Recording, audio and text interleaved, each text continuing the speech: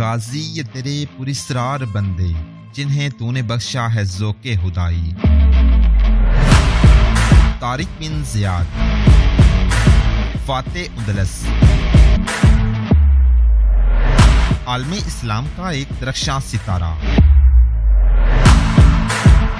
इस जवां साल सिपाही सालार की बदौलत मुसलमानों ने उंदलस और स्पेन पर 800 साल हुकूमत की। दास्तान की तरफ बढ़ने से पहले आपसे गुजारिश है कि हमारे चैनल ग्लोबल नॉलेज को सब्सक्राइब करें ताकि हर न्यू आने वाली वीडियो का नोटिफिकेशन आपको मिल सके।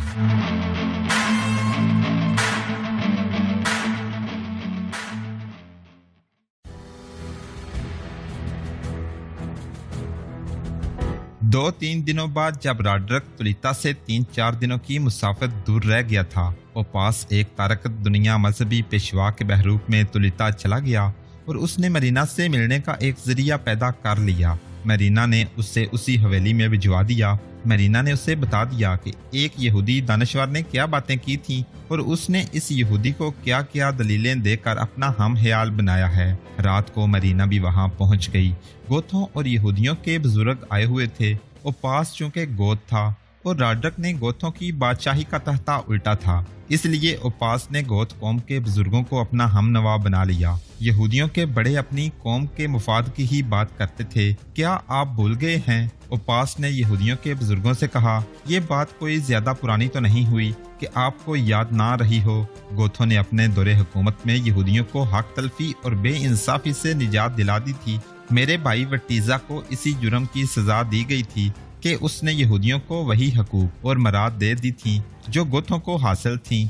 आप हमारा साथ दें। माशरे में यहूदियों को इज्जत और तकरीम इसी जरिए से मिलेगी। इन बर्बरों ने मालो दौलत समेट कर वापस चले जाना है। उस रात एक मंसूबा तैयार हो गया और अगले ही रोज इस पर काम शुरू हो गया। एक गोथ जर्नैल कायल नहीं हो रहा था। वो तुलिता में रॉड्रिक का इंतजार कर रहा था। मदीना ने अपना जादू चला लिया। जर्नैल दरअसल बादशाह का खुशामदी था। मदीना ने इसे एक नौहेज लड़की की झलक दिखाई। जर्नैल ने कहा कि वो इसे अपने साथ लड़ाई में ले जाएगा। शहनशाह आपके लिए मुश्किल पैदा कर देगा। मदीना ने कहा, वो इतनी दिलकश लड़की आपके पास नहीं रहने देगा। मैं ये लड़की शहनशाह को पेश करूंगी। वो इसे अपने साथ ले जाएगा। मैं इसे अच्छी तरह समझा दूंगी। ये आपके पास आ जाया करेगी। आप ये काम कर दें जो मैंने आपको बताया है। मैं आपसे ये वादा भी करती हूँ कि शहनशाह रॉड्रिक मारा गया तो मैं आपको नए बादशाह से बहुत बड़ी जागीर दिलवाऊंगी।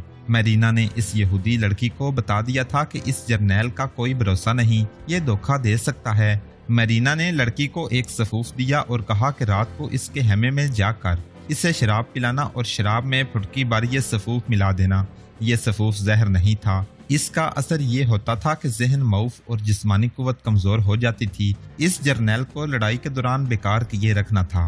ये सफूफ रॉड्रिक को ही पिला दिया जाता तो गोथों और यहूदियों का मसला हल हो जाता, लेकिन ये मुमकिन ही नहीं था क्योंकि अगर रॉड्रिक आम पानी पीता था तो वो 2 आदमियों को पिलाकर पीता था। उसका खाना तैयार हो रहा होता तो उसके अपने काबिले एतमाद 2-3 आदमी बावर्ची खाने में मौजूद रहते थे। मुख्तसर ये कि रॉड्रिक को किसी का कुछ खिलाना पिलाना नामुमकिन था। मुअर्रिख लिखते हैं कि बादशाह ऐसी एहतियात किया करते हैं। क्या रॉड्रिक को एहसास था कि वो किस कदर जाबर और जालिम है, इसलिए वो मजलूमों के इंतकाम से डरता था। रॉड्रिक तुलिता पहुंच गया। उसने यहूदी साहर बुला लिया और इस लड़की के लिए हालात बदल गए। वो रॉड्रिक के साथ जा ही ना सकी। मदीना ने उसे ट्रेनिंग देकर तैयार कर लिया था। गोथ और यहूदी बड़ों ने उपास के साथ जो मंसूबा बनाया था, इसके मुताबिक तकरीबन 150 जवान तैयार कर लिए गए। रॉड्रिक तुलिता पहुंचा तो गोथों और यहूदियों ने उन्हें उसके सामने पेश किया और कहा कि ये रज़ाकाराना तौर पर फौज में शामिल होना चाहते हैं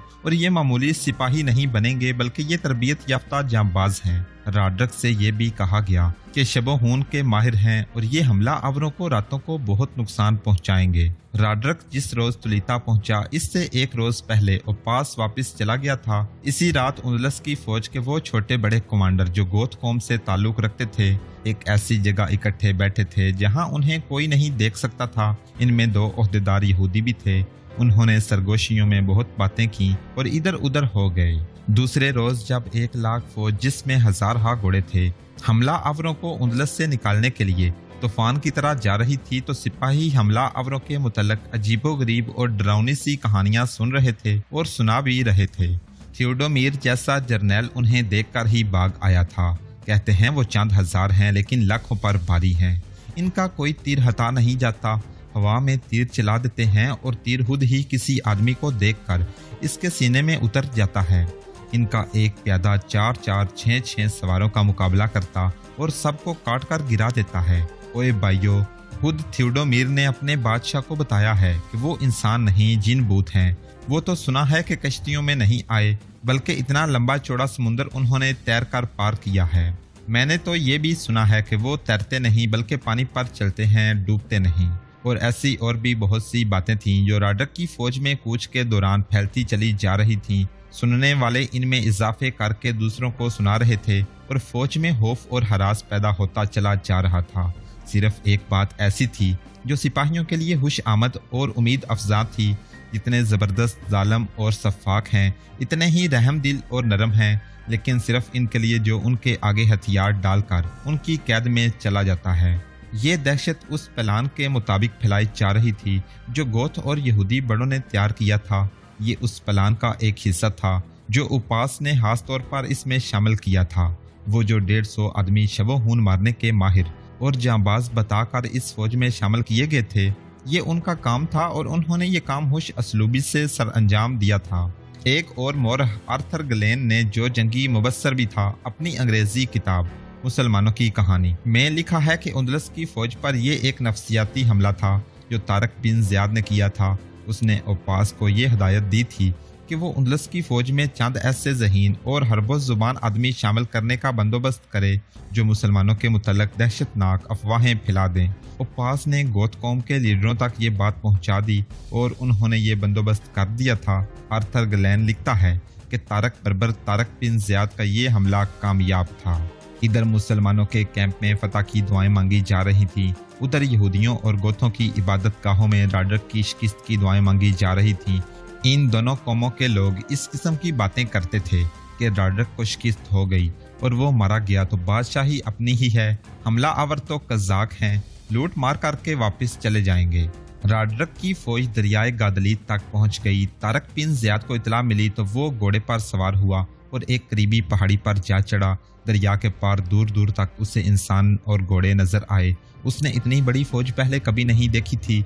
उससे पहले बता दिया गया था कि राडक की फौज की नफरी 1 लाख होगी। अल्लाह, मेरे अल्लाह! तारक ने दोनों हाथ फैलाकर आसमान की तरफ उठाए और गिड़गिड़ाया, अपने नाम की लाज रख लेना, हम तेरे नाम पर कुफर के खिलाफ लड़ने आए हैं और तुझ ही से मदद मांगते हैं। तारक बिन ज़ियाद ने अपनी फौज को दरिया से तकरीबन 1 मील पीछे रखा था। वो राडक की फौज को दरिया के अपनी तरफ वाले किनारे पर लाना चाहता था ताकि इस फौज के पीछे दरिया हो। इसने अपने चांद 1 दस्ते सामने रखे थे, बाकी सब दस्ते पहाड़ों के अंदर थे। तारक ने देखा कि राडक की फौज ने कश्तियों का पुल बनाना शुरू कर दिया। ये काम हैरानकुन तेजी से हो रहा था। ये तो बहुत ही तेज मालूम होते हैं। तारक को अपने करीब एक आवाज सुनाई दी। तारक ने उधर देखा। मगीसुर रूमी और अबू जोया तरीफ उसके पास खड़े थे। हम इस कौम को जल्दी भगा देंगे, तारक ने कहा, अगर ये लड़ने में भी ऐसे ही तेज हुए तो।